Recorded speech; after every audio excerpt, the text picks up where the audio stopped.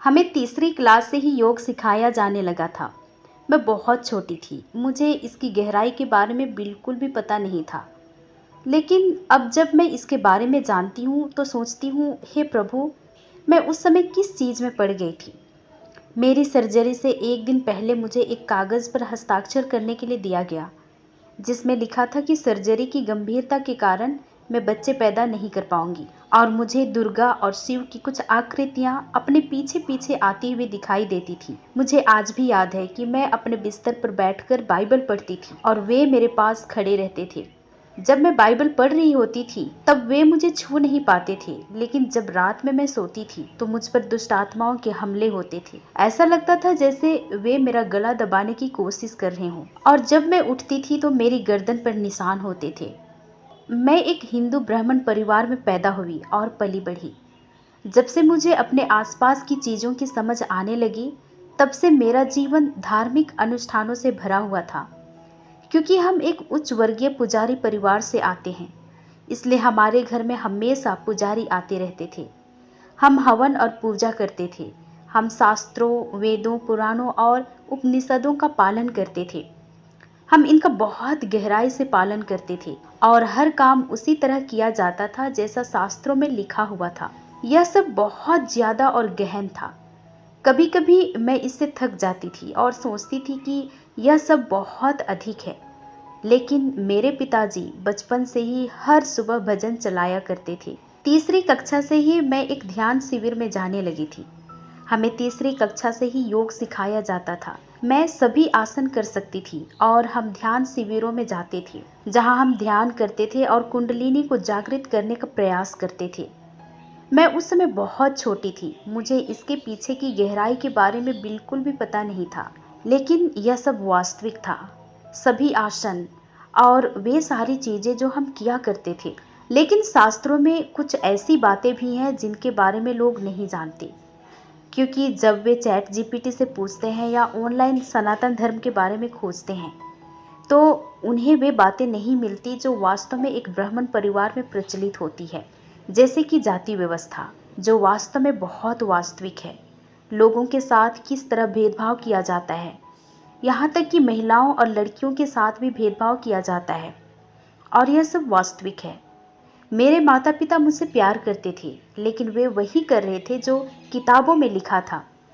वे उन नियमों का पालन कर रहे थे क्योंकि वे किसी नियम को तोड़ना नहीं चाहते थे। इसलिए वे जो कुछ भी कर रहे थे वह मुझे चोट पहुंचाने के लिए नहीं था, लेकिन शास्त्रों में जो बातें लिखी थी उनके अनुसार उन्हें उनका पालन करना पड़ता था। मुझे याद है, मैं लगभग तीसरी कक्षा में थी। मेरे परिवार में कुछ हुआ था और मुझे उस पूजा में बैठाया गया। उन्होंने कहा कि ऐसा इसलिए हो रहा है क्योंकि घर में एक लड़की है।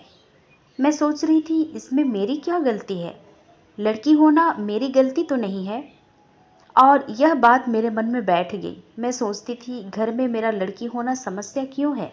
और मैं यहाँ एक बात स्पष्ट करना चाहती हूँ। मैं नहीं चाहती कि लोग यह सोचे कि मेरे माता पिता बुरे थे। वे मुझसे प्यार करते थे, लेकिन वे वही कर रहे थे जो शास्त्रों में लिखा था। और इस तरह जीवन आगे बढ़ता रहा। और जब मैं किशोर अवस्था में पहुंची तो मैं बहुत विद्रोही हो गई। मेरे माता पिता के लिए मुझे संभालना बहुत मुश्किल हो गया था।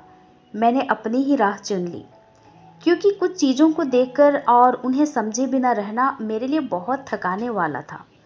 हमें कभी नहीं बताया जाता था कि हम कोई काम क्यों कर रहे हैं।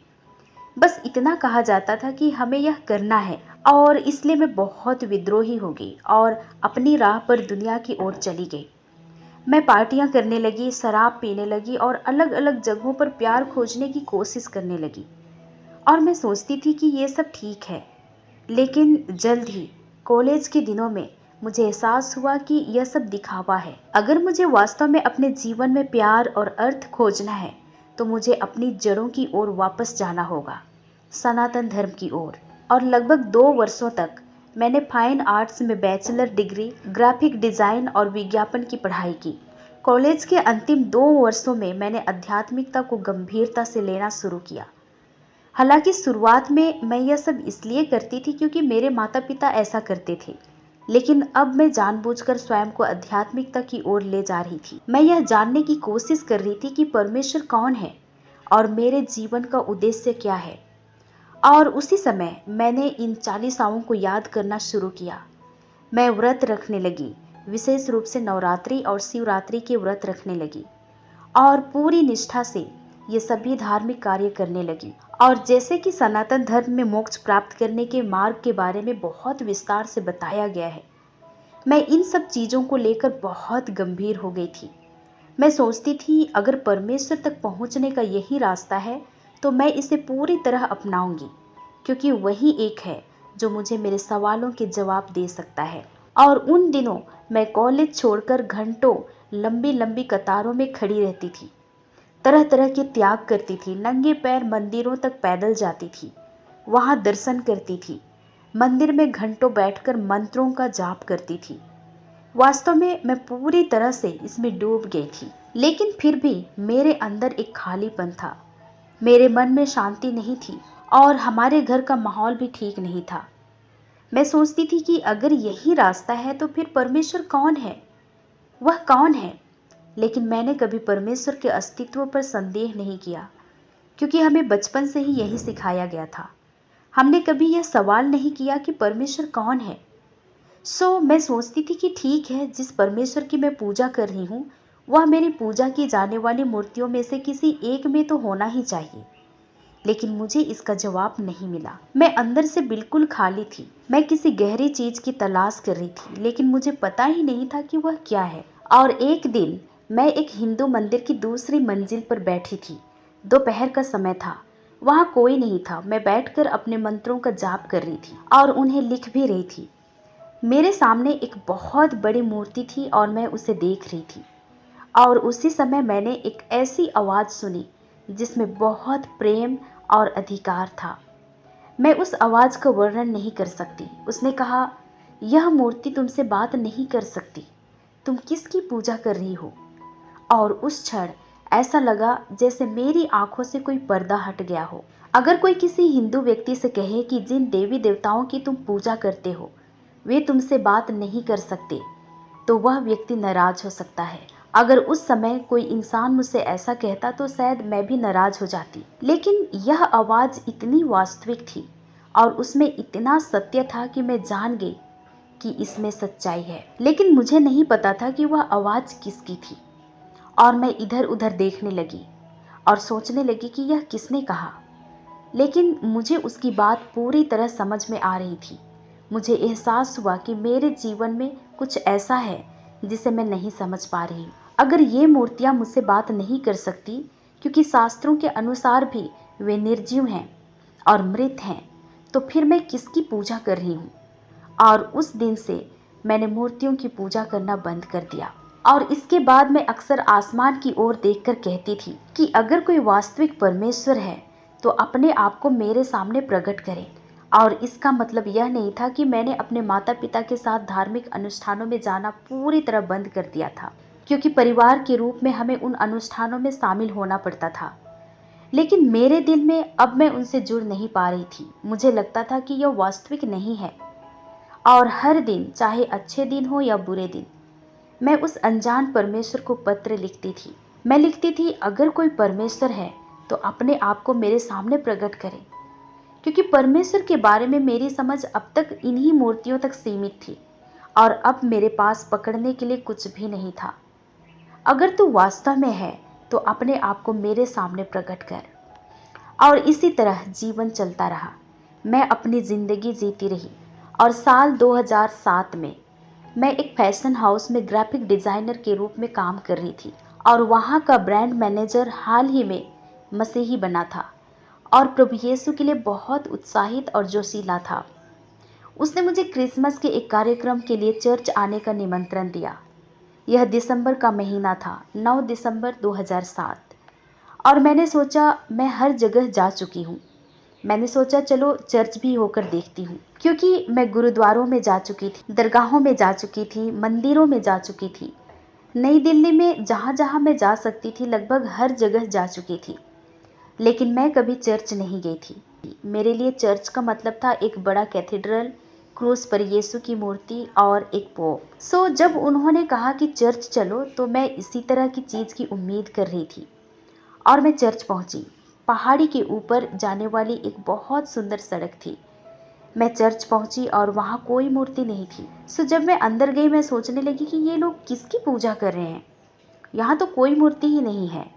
लेकिन उस कमरे में इतनी खुशी थी, इतनी शांति थी, जैसे मैंने पहले कभी नहीं देखी या अनुभव की थी। वहां पर लोग बस अपने हाथ ऊपर उठाकर आराधना कर रहे थे और मुझे यह अच्छा भी लग रहा था, लेकिन मैं समझ नहीं पा रही थी कि वे किसकी आराधना कर रहे हैं, क्योंकि हम तो मूर्ति को देखकर उसकी पूजा करने के आदी थे। और फिर जब पास्टर ने यूहन्ना अध्याय 10 से बोलना शुरू किया, उन्होंने कहा, मेरी भेड़ें मेरा शब्द सुनती हैं, मैं उन्हें जानता हूँ और वे मेरे पीछे चलती है। मैं उन्हें अनंत जीवन देता हूँ और वे कभी नष्ट नहीं होंगी और कोई उन्हें मेरे हाथ से छीन नहीं सकता। और जैसे ही उन्होंने आवाज या शब्द कहा, मैं तुरंत उस आवाज से जुड़ गई जो मैंने मंदिर में सुनी थी। फिर उन्होंने यूहन्ना 10 उसके 16 से कहा, मेरी और भी भेड़ें हैं जो इस भेड़शाला की नहीं है, मुझे उन्हें भी लाना है। वे भी मेरा शब्द सुनेंगी और तब एक ही झुंड और एक ही चरवाहा होगा। जब मैंने यह सुना तो मुझे बाइबल के बारे में कोई जानकारी नहीं थी, मुझे शास्त्रों की कोई पृष्ठभूमि नहीं पता थी, लेकिन इस बात ने मुझे सोचने पर मजबूर कर दिया कि यह परमेश्वर केवल ईसाइयों के लिए नहीं है। और उस क्षण मुझे समझ आया कि प्रभु यीशु कह रहे हैं कि वह केवल मसीहियों का परमेश्वर नहीं है। और इसलिए मैंने तुरंत उस संदेश को अपने अनुभव से जोड़ लिया। और ऐसा नहीं था कि मैंने मंदिर में आवाज कुछ दिन पहले सुनी थी और उसके तुरंत बाद यह घटना हुई। मैं लगभग 1 महीने के अंतराल की बात कर रही हूँ। जब मैंने यह संदेश सुना तो मुझे वहाँ रहना बहुत अच्छा लगा। और चर्च की सभा के बाद क्रिसमस का कार्यक्रम था। मैं उस कार्यक्रम में भी गई। वहाँ वे सामान्य क्रिसमस कैरोल गीत गा रहे थे और अंत में उन्होंने कहा, आइए हम प्रार्थना करते हैं। अब हमारी संस्कृति में, खासकर हिंदू धर्म में, यह माना जाता है कि हम अपने अपने कुल देवताओं से प्रार्थना करते हैं। हर परिवार के अपने देवी देवता होते हैं जिनकी वे पूजा करते हैं। इसलिए मैंने अपनी आंखें बंद कर ली और मैंने चुपचाप यह कहा, यीशु, आप मेरे परमेश्वर नहीं हैं, आप उनके परमेश्वर हैं। उन्हें जो चाहिए वह उन्हें दे दीजिए। मैंने सच में यही प्रार्थना की। लेकिन उसी क्षण अब मैं जानती हूँ कि वह पवित्र आत्मा था। उसने मुझे स्पर्श किया और मैं रोने लगी। पूरी जिंदगी मैं यह दिखावा करती थी कि मैं बहुत मजबूत हूँ। मैं कभी लोगों के सामने नहीं रोती थी, भले ही मैं अपने आंसुओं से अपना बिस्तर भिगो देती थी, लेकिन बाहर मैं कभी किसी को नहीं बताती थी कि अंदर से मैं कितनी कमजोर और टूटी हुई हूँ। लेकिन वहाँ उसी जगह मैं लोगों के सामने रो रही थी और मैंने अपने दोस्त से कहा, इस जगह पर कुछ गड़बड़ है, मैं लोगों के सामने नहीं रोती। और इसके बाद मैं वहाँ से भाग गई। और मेरे इस दोस्त को मेरी चिंता हुई, इसलिए उसने मुझे यह बताना शुरू किया कि प्रभु यीशु क्या कर सकते हैं, वो लोगों के जीवन में क्या क्या कर सकते हैं। और उसने गवाहियाँ साझा करने लगा। लेकिन मैं कुछ भी समझ नहीं पा रही थी और मैं वापस घर चली गई। और जब मैं घर पहुंची तो सुबह के 4 बजे तक रोती रही।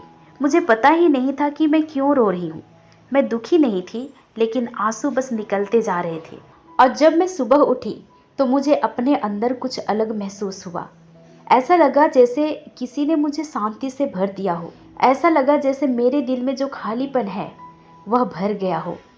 लेकिन मुझे समझ नहीं आ रहा था कि क्या हो रहा है, क्योंकि जब आप एक मसीही नहीं होते तो आपको इन चीज़ों के बारे में पता नहीं होता कि पवित्र आत्मा किस तरह कार्य करता है। और इसलिए मैं सोच रही थी कि ठीक है, मेरे अंदर कुछ बदल गया है, हालांकि मुझे नहीं पता कि क्या। और मैं अपनी ज़िंदगी जीती रही। यह घटना दिसंबर 2007 में सुबह के समय हुई थी। उसके बाद जीवन चलता रहा। मैं अपने दोस्तों के साथ घूमती थी और क्योंकि मैंने जिस तरह की जीवन शैली अपना ली थी, उससे वास्तविकता को भूलने के लिए मैं लगभग शराब की आदी हो गई थी। मैं अपने दोस्तों के साथ घूमती, शराब पीती और इसी तरह की दूसरी चीज़ें भी करती थी। मैं यह बात पूरी ईमानदारी से बता रही हूँ क्योंकि यह मेरी गवाही का एक हिस्सा है। अगर मेरे माता पिता यह सब सुनेंगे तो शायद उन्हें भी पता नहीं होगा कि मैं इन सब चीज़ों में शामिल थी। लेकिन 27 दिसंबर को हम अपने दोस्तों के साथ बैठे हुए थे। वे शराब बांट रहे थे, शायद बियर या कुछ और था। लेकिन अचानक मेरा मन उसे लेने का बिल्कुल नहीं हुआ। ऐसा लगा जैसे शराब पीने की इच्छा पूरी तरह से खत्म हो गई हो। और यह मेरे पूरे जीवन में आखिरी बार था जब मैंने शराब को छुआ। यह ऐसा था जैसे अचानक मेरे अंदर कोई बल्ब जल गया हो और मुझे एहसास हुआ कि इतने समय से मेरे साथ कुछ हो रहा है। और तब मैंने सोचना शुरू किया कि आखिरी बार धार्मिक जगह कौन सी थी जहां मैं गई थी, और वह जगह थी चर्च। सो मैंने सोचा ठीक है, इसका संबंध यीशु से ही होना चाहिए। और अब मैं सारी कड़ियां जोड़ने लगी और समझ रही थी कि ओह, इसका संबंध यीशु से है। और इसके बाद मैं नई दिल्ली में YMCA गई और वहां से एक बाइबल ली। वहां के व्यक्ति ने समझ लिया कि मैं शायद नई नई मसीही बनी हूँ या शायद अभी भी नहीं बनी, इसलिए उसने मुझे नया नियम दिया और मैंने बाइबल पढ़ना शुरू किया। हालांकि मुझे बाइबल पढ़ने का तरीका भी नहीं पता था। मैं बस बाइबल के पन्ने खोल देती थी और मेरे आश्चर्य की बात यह थी कि मैंने उस अनजान परमेश्वर से जितने भी सवाल पूछे थे उन सभी के जवाब मुझे बाइबल में मिलने लगे। और मेरे सबसे बड़े सवालों में से एक यह था कि क्या कोई मुझे बिना किसी शर्त के प्यार कर सकता है? यही मेरा सबसे बड़ा सवाल था, क्योंकि मेरे अनुभव में हर चीज कर्मों और हमारे कामों पर आधारित थी। लेकिन मेरे अंदर हमेशा यह सवाल था, क्या कोई वास्तव में मुझे जैसी मैं हूँ वैसे ही बिना किसी शर्त के प्यार कर सकता है? सो मैंने बाइबल उठाई और बाइबल मेरे लिए वास्तविक बन गई और मैं शास्त्रों को समझने लगी। मुझे पता है कि पवित्र आत्मा मेरी सहायता कर रहा था और मैंने चर्च जाना शुरू कर दिया। सो रविवार की सुबह मैं चर्च जाती थी और उसके बाद अपने काम पर चली जाती थी। एक रविवार को चर्च में प्रभु भोज हो रहा था। उन्होंने कहा, अगर आप प्रभु यीशु के अनुयायी नहीं हैं और आपका बपतिस्मा नहीं हुआ है तो कृपया इसमें भाग ना लें, क्योंकि जो कुछ आप करने जा रहे हैं वह बहुत पवित्र है। और ये सुनकर मेरे मन में यह चल रहा था कि यह तो भेदभाव है। मैं प्रभु यीशु से प्रेम करती हूँ और ये लोग मुझे ऐसा करने से मना कर रहे हैं। और इसलिए मैं परमेश्वर के उस सेवक के पास गई जो बाद में मेरे मार्गदर्शक बने। उन्होंने मुझे सुसमाचार समझाया। इससे पहले किसी ने मुझे सुसमाचार नहीं समझाया था। परमेश्वर ही थे जो शुरू से मुझे मार्गदर्शन दे रहे थे। और उस दिन उन्होंने मुझे सुसमाचार के बारे में बताया, परमेश्वर का प्रेम, उनकी दया, उनका क्षमा और वह अनुग्रह जिसके द्वारा हम उद्धार पाते हैं। और मैंने 13 जनवरी 2008 को अपना जीवन प्रभु यीशु को समर्पित कर दिया और उनका अनुसरण करना शुरू किया और मैंने बपतिस्मा लिया। लेकिन इस दौरान मैं एक बात पर विशेष ध्यान देना चाहती हूँ। जब कोई व्यक्ति हिंदू परिवार से आता है जहाँ धर्म पूरी तरह कर्मों और अच्छे कार्यों पर आधारित होता है, तो उसके लिए विश्वास में आने के बाद परमेश्वर के अनुग्रह को समझना बहुत कठिन होता है। मेरे लिए भी यह समझना बहुत मुश्किल था। मेरे मन में सवाल था कि क्या मुझे कुछ नहीं करना है, मुझे कुछ भी अर्पित नहीं करना है, इस अनुग्रह को पाने के लिए मुझे कुछ भी नहीं देना है। हाँ, कुछ भी नहीं। यह हमारे लिए एक मुफ्त उपहार है, लेकिन प्रभु यीशु ने इसकी कीमत चुकाई। उन्होंने मेरी जगह मृत्यु सहन की ताकि मुझे अनंत जीवन मिल सके। और सिर्फ इतना ही नहीं, बल्कि वे मृतकों में से जी भी उठे। इसलिए प्रभु यीशु को अपना जीवन देने के बाद मेरे लिए एक नई प्रक्रिया शुरू हुई। मैंने बाइबल पढ़ना शुरू किया और समझने लगी कि हमें किन किन चीज़ों से दूर रहना चाहिए और अपने विश्वास के लिए किस तरह मजबूती से खड़ा होना चाहिए। यह मेरे लिए आसान नहीं था। कुछ शिक्षाएं मेरे लिए बहुत कठिन थी और मुझे उनसे जूझना पड़ा। लेकिन उसी समय एक 5 दिवसीय सम्मेलन हो रहा था। वहाँ एक ऐसे व्यक्ति भी थे जो पहले हिंदू पुजारी थे, लेकिन एक असाधारण अनुभव के बाद प्रभु यीशु में विश्वास करने लगे और उनके अनुयायी बन गए। मैं उस सम्मेलन में गई। उन्होंने मेरे बहुत सारे सवालों के जवाब दिए, क्योंकि मेरे मन में यह सवाल था, मैं सब कुछ कैसे छोड़ सकती हूँ और यीशु का अनुसरण कैसे शुरू कर सकती हूँ, जबकि मुझे अभी तक बाइबल की प्रामाणिकता के बारे में भी पूरी तरह पता नहीं है। तभी मैंने वेदों, उपनिषदों और पुराणों की तुलना बाइबल से करना शुरू किया और दोनों के बीच जो अंतर था उसे समझना शुरू किया। कुछ लोग कहते हैं कि सब एक ही बात है, लेकिन ऐसा नहीं है। मेरी समझ के अनुसार वेद किसी की प्राप्त आध्यात्मिक अनुभूतियों या परंपरागत ज्ञान पर आधारित है, जिन्हें पीढ़ी दर पीढ़ी आगे बढ़ाया गया। फिर लगभग 1500 वर्ष पहले वेद व्यास ने उन्हें संकलित करके नियमों की एक व्यवस्था प्रस्तुत की। लेकिन इसमें यह स्पष्ट नहीं किया जाता कि परमेश्वर वास्तव में कौन है। यह बताता है कि उस परमेश्वर तक पहुंचने के लिए आपको क्या क्या करना है। लेकिन दूसरी ओर बाइबल में उत्पत्ति से लेकर प्रकाशित वाक्य तक छुटकारे की बात की गई है। यह मनुष्यों के प्रति स्वर्गीय पिता के प्रेम और उनके छुटकारे की कहानी है। परमेश्वर हमसे दूर नहीं है बल्कि हमारे निकट है। और जब मैंने उनके अनुग्रह और उनकी दया को समझा तो फिर पीछे मुड़कर देखने का कोई सवाल ही नहीं था, क्योंकि मैंने जीवित परमेश्वर का अनुभव किया था। लोग कहते हैं कि ईसाई लोगों को धर्म परिवर्तन करवाते हैं, लेकिन सच्चाई ये है कि कोई भी किसी दूसरे व्यक्ति को वास्तव में धर्म परिवर्तन के लिए मजबूर नहीं कर सकता, क्योंकि विश्वास बहुत व्यक्तिगत चीज है। विश्वास बहुत व्यक्तिगत है। किसी ने मेरा धर्म परिवर्तन नहीं करवाया। मैं स्वयं इस जीवित परमेश्वर की खोज की यात्रा पर थी और वह मेरी आवश्यकता के समय मुझसे मिले और उन्होंने मेरे जीवन को बदल दिया। इसलिए किसी व्यक्ति का प्रभु यीशु का अनुसरण करना केवल धर्म परिवर्तन के कारण नहीं, बल्कि परमेश्वर के प्रकाशन और व्यक्तिगत अनुभव के कारण होता है। इसलिए यह धारणा कि आप लोगों का धर्म परिवर्तन करवा रहे हैं सही नहीं है, क्योंकि किसी के हृदय को बदलने की शक्ति किसी इंसान के पास नहीं है। लेकिन प्रभु यीशु मसीह के प्रकाशन से कि वह कौन है, हमारा जीवन बदल जाता है। और यही हमें अपने पुराने तरीकों पर वापस लौटने से रोकता है, क्योंकि अब हम जानते हैं कि वही जीवित परमेश्वर है। अब हम मसीह में इसलिए नहीं है कि किसी ने हमारा धर्म परिवर्तन करवाया, बल्कि इसलिए है क्योंकि हमें यह प्रकाशन मिला है कि वह जीवित परमेश्वर के पुत्र हैं। वही हैं जिन्होंने मुझे अंधकार से बचाकर अनंत जीवन तक पहुंचाया है।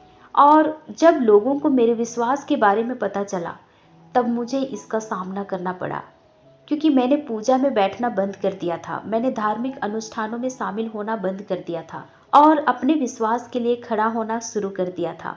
और फिर मेरे खिलाफ उत्पीड़न शुरू हुआ। मेरे परिवार को जब मेरे विश्वास के बारे में पता चला, तब मुझे लगभग 2 वर्षों तक बहुत गंभीर सताव का सामना करना पड़ा। और मैं उन्हें दोष नहीं देती। मैं ये नहीं कह रही कि वे गलत थे, क्योंकि उनके लिए यह बहुत बड़ी बात थी। हमारे शर्मा परिवार में किसी ने कभी अपने परिवार से बाहर विवाह तक नहीं किया था, और अब मेरे मसीही बनने की बात उनके लिए बहुत बड़ी बात थी। इसलिए मैं समझ सकती हूँ कि वे किस परिस्थिति से गुजर रहे थे, लेकिन मैं पीछे नहीं हट सकती थी। मुझे अपने विश्वास के लिए खड़ा होना ही था, और इसलिए मुझे बहुत सारी पारंपरिक चीज़ें छोड़नी पड़ी। मुझे धमकियां मिली। मेरे विश्वास के कारण लोग मुझे जान से मारने की धमकी देते थे। मेरी किताबों को जलाने की धमकी दी गई। वे मेरे पास्टर को फोन करके उन्हें तरह तरह की बातें कहते थे। लेकिन बाइबल का एक वचन, जिसे अक्सर गलत समझा जाता है, उसने मुझे मजबूती से थामे रखा। हालांकि ये आसान नहीं था, इसकी कीमत मुझे चुकानी पड़ी, लेकिन हमें अपना क्रूस स्वयं उठाना पड़ता है, और यही हमें धीरज देता है। 2 साल बाद जब मेरे माता पिता ने देखा कि मैं पीछे नहीं हट रही हूँ, तो उन्होंने एक तरह से मुझे छोड़ दिया। लेकिन परमेश्वर अद्भुत कार्य कर रहे थे। मैं इन गवाहियों में से कुछ का उल्लेख करना चाहती हूँ। एक महिला हमारे घर की सफाई करने लगभग 10 वर्षों से आ रही थी, और उसने मेरे जीवन में आए बदलाव को देखा। उसने देखा कि अब मैं गाली गलौज नहीं करती, मैं अब विद्रोही स्वभाव की नहीं थी। मेरे व्यवहार में बदलाव आ गया था। मैं अलग दिखती थी, मेरा जीवन अलग दिखाई देता था। और इसलिए वो एक दिन अपनी बेटी को लेकर मेरे पास आई और उसने कहा, मैं इस घर में 10 साल से काम कर रही हूँ। तुम्हारे अंदर कुछ बदल गया है, और इसलिए तुम्हारे पास जो कुछ है, मैं चाहती हूँ कि मेरी बेटी के पास भी हो। और मैंने उससे कहा, मेरे पास यीशु है, और मैं तुम्हें बस यही दे सकती हूँ। और इसके बाद मैंने उसे सुसमाचार सुनाया, और उसने अपना जीवन प्रभु यीशु को समर्पित कर दिया। उसकी बेटी भी प्रभु यीशु के लिए बहुत उत्साहित हो गई, और उसने यीशु के बारे में अपने एक रिश्तेदार को बताया, और उसी तरह उस व्यक्ति की आंखें खुल गई, और उसने भी प्रभु यीशु का अनुसरण करना शुरू कर दिया। लेकिन यह बात बहुत गंभीर हो गई। लोग बोलने लगे कि मैं लोगों का धर्म परिवर्तन करवाने की कोशिश कर रही हूँ, लेकिन मैं सोचती थी कि मैं तो बस वह साझा कर रही हूँ जो मेरे साथ हुआ है। वास्तव में मैं किसी का धर्म परिवर्तन करवाने की कोशिश नहीं कर रही थी, मैं केवल सत्य को प्रस्तुत कर रही थी। और जब उनकी आंखें खुलती हैं तो वे स्वयं उसे स्वीकार करते हैं। और इसके साथ साथ ये भी मेरी यात्रा का एक हिस्सा था। मुझे दुर्गा और शिव की आकृतियां अपने पीछे पीछे आती हुई दिखाई देती थी। मैं जहां भी जाती वे मेरे पीछे आते हुए दिखाई देते थे। मुझे आज भी याद है कि मैं अपने बिस्तर पर बैठकर बाइबल पढ़ती थी और वे मेरे पास खड़े रहते थे। जब मैं बाइबल पढ़ रही होती थी तब वे मुझे छू नहीं पाते थे, लेकिन जब मैं रात में सोती थी तो मुझ पर दुष्ट आत्माओं के हमले होते थे। ऐसा लगता था जैसे वे मेरा गला दबाने की कोशिश कर रहे हों, और जब मैं उठती थी तो मेरे गर्दन पर निशान होते थे, जिससे मैं डर गई थी। मैं सोचती थी कि ये क्यों हो रहा है। मैंने तो अपना जीवन प्रभु यीशु को दे दिया है। मुझे लगा था कि अब सब कुछ ठीक हो जाएगा, लेकिन अब मैं उत्पीड़न से गुजर रही थी और ये सब आध्यात्मिक संसार में हो रहा था। पहले मैं समझती थी कि मैंने तो बस देवी देवताओं को छोड़कर यीशु को अपनाया है, पर आध्यात्मिक वास्तविकता इससे बिल्कुल अलग है। जब हम प्रभु यीशु को स्वीकार करते हैं तो हम केवल अपना धर्म नहीं बदल रहे होते, बल्कि हम एक राज्य से दूसरे राज्य में चले जाते हैं। बाइबल कहती है कि परमेश्वर ने हमें अंधकार के राज्य से निकालकर अपने पुत्र के राज्य में, अर्थात परमेश्वर के राज्य में पहुंचा दिया है। इसलिए अब ये शक्तियां संघर्ष करने की कोशिश करती है और यह आध्यात्मिक युद्ध वास्तविक है। वे दुष्ट आत्माएं मेरे अंदर डर पैदा करने की कोशिश कर रहे थे। वे मुझे वापस खींचने की कोशिश कर रहे थे, लेकिन मैं अपने मार्गदर्शक के लिए फिर से परमेश्वर का धन्यवाद करती हूँ, जिन्होंने मुझे आध्यात्मिक युद्ध के बारे में सिखाया, और उस संगति के लिए भी जिसमें मैं जुड़ी हुई थी। वहाँ दुष्ट आत्माओं को निकालना सामान्य बात थी, इसलिए मैंने कभी दुष्ट आत्माओं को निकालने की शिक्षा पर संदेह नहीं किया, क्योंकि हमने सम्मेलनों में इसे होते हुए देखा था। और एक समय ऐसा आया जब मैं इन आध्यात्मिक वास्तविकताओं को समझने लगी।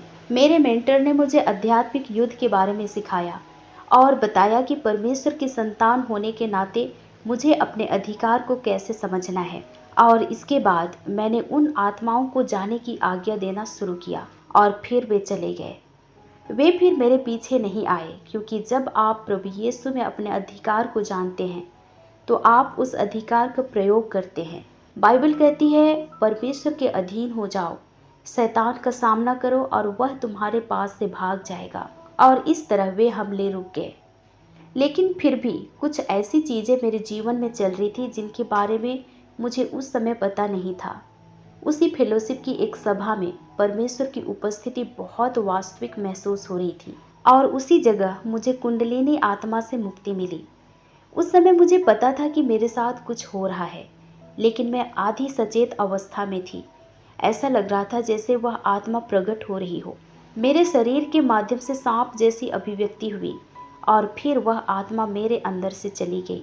और इस अनुभव ने मुझे सोचने पर मजबूर कर दिया कि हे प्रभु, ये केवल मूर्तियों या योग का अभ्यास करने की बात नहीं है।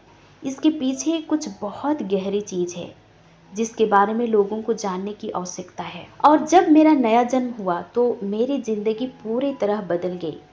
मैंने प्रभु यीशु के साथ और भी करीब से और गहरी आत्मीयता के साथ चलना शुरू किया। मैंने पवित्र आत्मा के साथ अपने संबंध को विकसित करना शुरू किया, और इस दौरान मैंने 3 साल तक डिसाइपलशिप की ट्रेनिंग ली। और इसके बाद मैंने इंडिया में सीबीएन के साथ काम किया, जहां मैं प्रार्थना परामर्शदाता और शोधकर्ता के रूप में सेवा करती थी। इस काम ने मेरे विश्वास को और भी ज़्यादा मजबूत किया, क्योंकि मेरा काम उन लोगों की गवाहियों पर शोध करना था जिन्होंने प्रभु यीशु का अनुभव किया था, और फिर उनकी गवाही को सत्यापित और प्रमाणित करना था। इस तरह जब मैं सीबीएन में काम कर रही थी, उस दौरान परमेश्वर ने मुझे परामर्श और प्रार्थना में बढ़ने की बहुत कृपा दी। लेकिन उसी समय मैं बीमार पड़ गई। मैं बहुत ज़्यादा बीमार हो गई थी। एक तरफ मैं लोगों के लिए प्रार्थना कर रही थी और वे चंगे हो रहे थे, लेकिन दूसरी तरफ मैं खुद बीमार होती जा रही थी।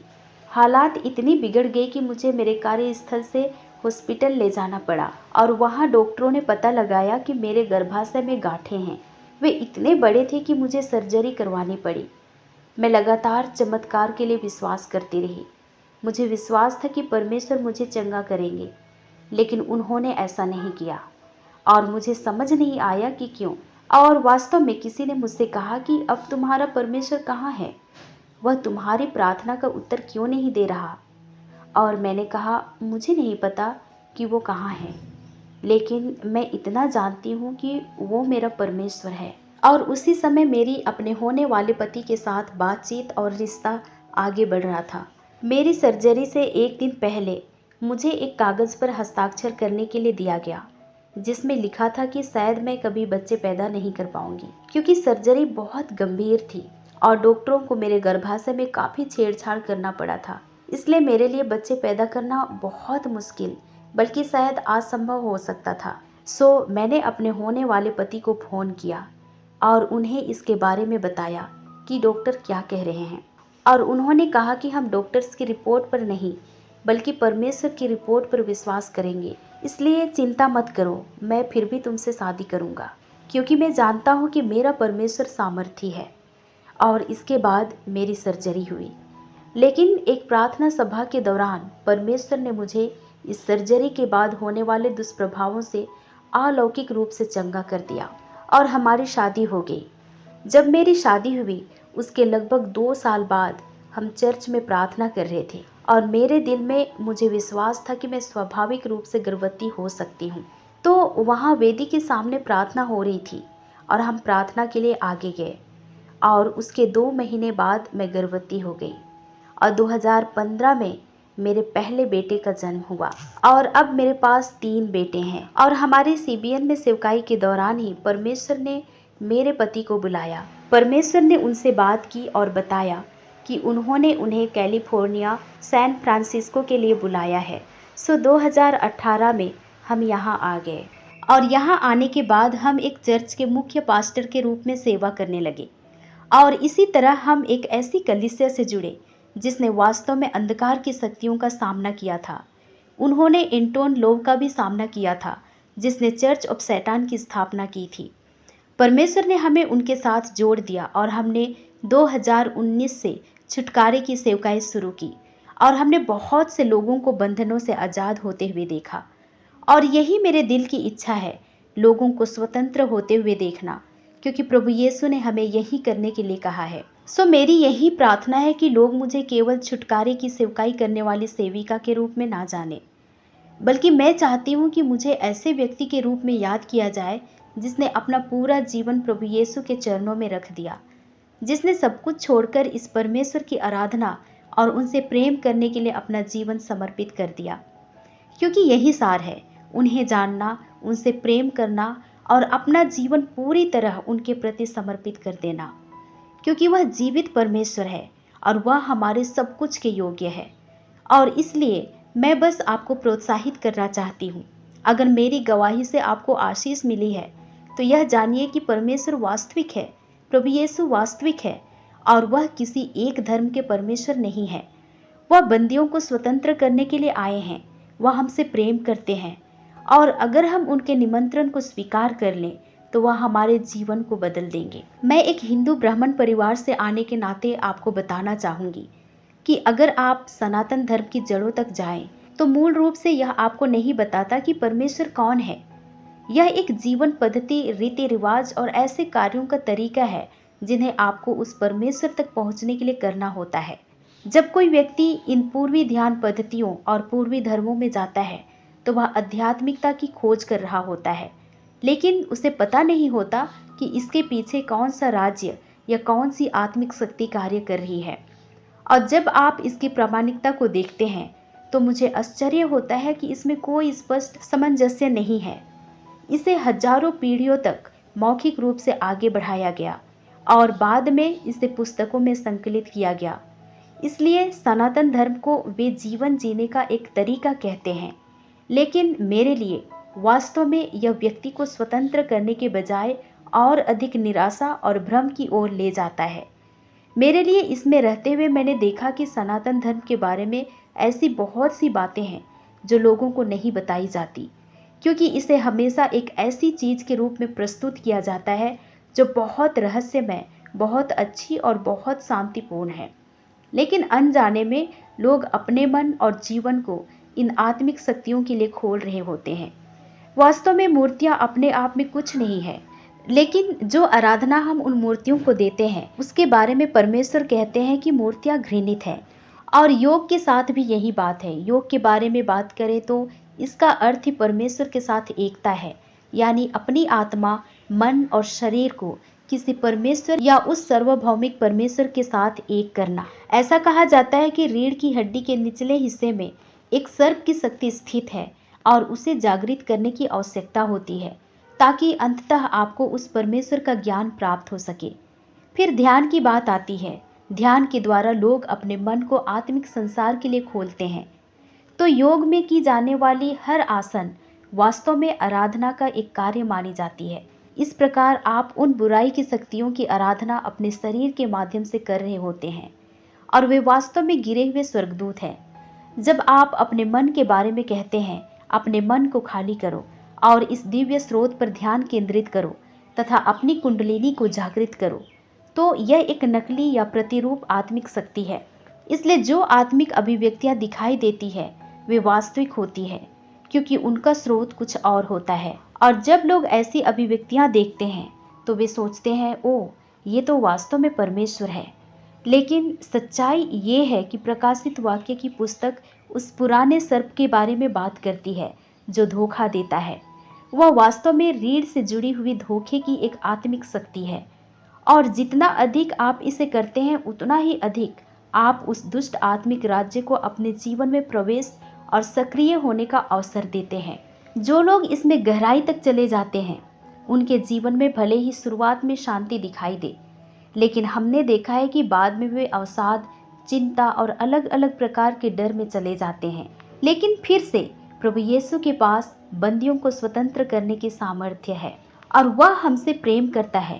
अगर हम अपने हृदय खोलकर सच्चे मन से उसे खोजेंगे तो हम उसे पाएंगे। जैसे कि पौलुस कहते हैं, जिस परमेश्वर ने संसार और उसमें की सारी वस्तुएं बनाई वह आकाश और पृथ्वी का प्रभु है। वह हाथों से बनाए हुए मंदिरों में नहीं रहता, क्योंकि वही सबको जीवन, श्वास और सब कुछ देता है। उसी ने एक ही मूल से मनुष्यों की हर जाति को बनाया ताकि वे पूरी पृथ्वी पर निवास करें, और इसलिए वह कोई पराया या विदेशी परमेश्वर नहीं है। वह परमेश्वर है जिसने हम सबको बनाया है, और वह अनंत परमेश्वर है। आप जानते हैं, हम सनातन धर्म की बात करते हैं। सनातन का अर्थ है शाश्वत और अनंत, और वह स्वयं ही वही अनंत परमेश्वर है। प्रभु यीशु वह मेमना है जो संसार की नींव रखे जाने से पहले ही बलिदान किए जाने के लिए ठहराए गए थे। इसलिए अगर हम अपने हृदय खोलें, वास्तव में सच्चाई को समझने की कोशिश करें और उन्हें सच्चे मन से खोजें, तो मुझे पूरा विश्वास है कि परमेश्वर आपकी प्रार्थना का उत्तर देंगे। आप बस एक सरल प्रार्थना कर सकते हैं, ठीक वैसे ही जैसे मैंने की थी। यीशु, अगर आप वास्तव में हैं तो अपने आप को मेरे सामने प्रकट करें। और वह ऐसा करेंगे क्योंकि वह आपसे प्रेम करते हैं और बंदियों को स्वतंत्र करने के लिए आए हैं। वह आपको वर्षों से चले आ रहे अत्याचार और पीड़ा से स्वतंत्र करेंगे। वह आपको नशे की लत, टूटेपन, चोट और दर्द से स्वतंत्र करेंगे, और वह आपको एक नया इंसान बनाएंगे। यह नया जन्म पाने और नए जीवन में चलने के बारे में है। इसलिए यह केवल धर्म परिवर्तन के बारे में नहीं है, बल्कि प्रकाशन पाने और व्यक्तिगत रूप से यह जानने के बारे में है कि परमेश्वर कौन है। वह हमसे दूर नहीं है, वह हमारे निकट है। आपको उस परमेश्वर तक पहुंचने के लिए कुछ भी विशेष करने की जरूरत नहीं है, क्योंकि उन्होंने अपने पुत्र प्रभु यीशु के द्वारा पहले ही हमारी ओर अपना हाथ बढ़ाया है, और इसलिए वही एकमात्र मार्ग है और उनके अलावा कोई दूसरा मार्ग नहीं है। जब मैंने पहली बार इस सच्चाई को जाना तो मेरे लिए भी इसे स्वीकार करना बहुत कठिन था, और मेरे जैसे बहुत से लोगों के लिए ये एक बहुत कठिन सच्चाई है। यह कठिन इसलिए है क्योंकि हम ऐसी पृष्ठभूमि से आते हैं जहां हमें सिखाया जाता है कि सब कुछ परमेश्वर ही है। परमेश्वर तक पहुंचने के बहुत सारे रास्ते हैं, लेकिन वास्तव में केवल एक ही मार्ग है। और वास्तव में आप जानते हैं, ऋग्वेद में जो सबसे प्राचीन वेद है, एक वचन है जिसमें कहा गया है कि परमेश्वर निराकार है। तो अगर परमेश्वर निराकार है और उन्हें किसी मूर्ति या चित्र में नहीं रखा जा सकता, तो फिर हम किसकी आराधना कर रहे हैं? मतलब हम उन्हें एक मूर्ति के रूप में कैसे प्रस्तुत कर सकते हैं? अगर वह निराकार है और सत्य सर्वोच्च है, तो केवल एक ही परम सत्य होना चाहिए। बहुत सारे सत्य नहीं हो सकते। एक ही परम सत्य है और अगर हम अपने हृदय खोलेंगे तो हम उस सत्य को जानेंगे और सत्य हमें स्वतंत्र करेगा।